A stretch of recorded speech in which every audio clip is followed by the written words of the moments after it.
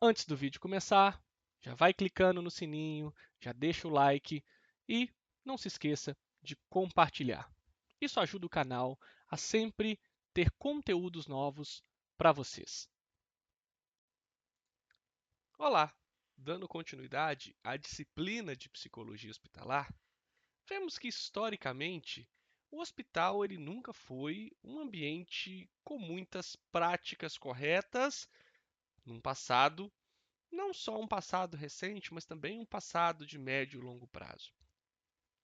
Se pensarmos no contexto dos hospitais daquela época, até no início dos anos 2000, onde não questões voltadas à má prática, mas sim algumas adequações da logística do serviço hospitalar, vemos que nos primórdios os hospitais eles se entrelaçam com os santuários e templos, onde a cura divina, ou seja, o conceito de doença causada por um castigo divino ou por um pecado, era buscada pela prática médica.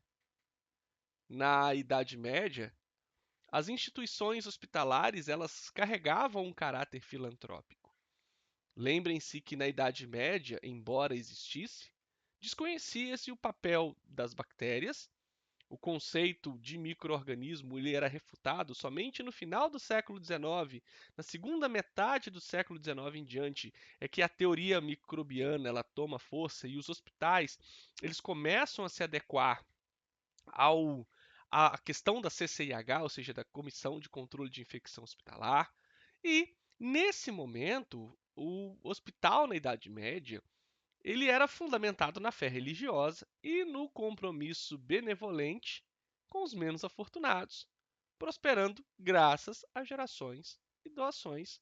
E nesse contexto de prática religiosa, o cuidado era apenas um cuidado com a necessidade visível do paciente, ou seja, amenizar a dor, amenizar o sofrimento, mas o tratamento em si, ele era muito feito por uma questão charlatã, ou seja, eram muitas práticas que hoje nós sabemos que elas são extremamente perigosas e nocivas, o uso de certas substâncias que não têm efeito farmacológico nenhum e são extremamente nocivas para o indivíduo e essas práticas elas foram completamente erradicadas e abandonadas no nosso mundo.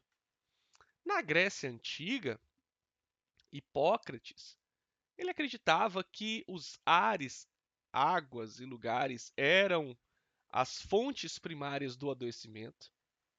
Século XVII, Graunt, padrões de natalidade, mortalidade e ocorrência de doença, quando ele observava que médicos que faziam parto, mulheres ou até mesmo os neonatos morriam com a famosa febre puerperal, enquanto que as parteiras tinham um sucesso maior no parto porque a taxa de natalidade, a taxa de óbito era menor.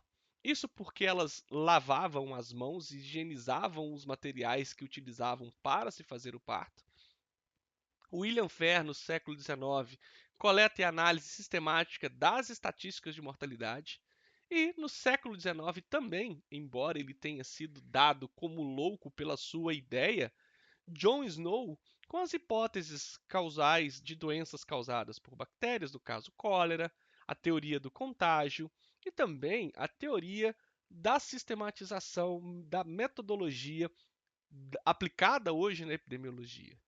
Ao longo da história, embora o ser humano ele sempre estivesse doente, se buscou o entendimento do processo de doença. E hoje, com a área da psicologia, o psicólogo ele consegue entender essas variáveis do paciente acometido, do seu sofrimento, de suas necessidades, mas também do ambiente onde ele está inserido, com os profissionais que ali estão gerando e criando esse cuidado a esse paciente. Muito obrigado.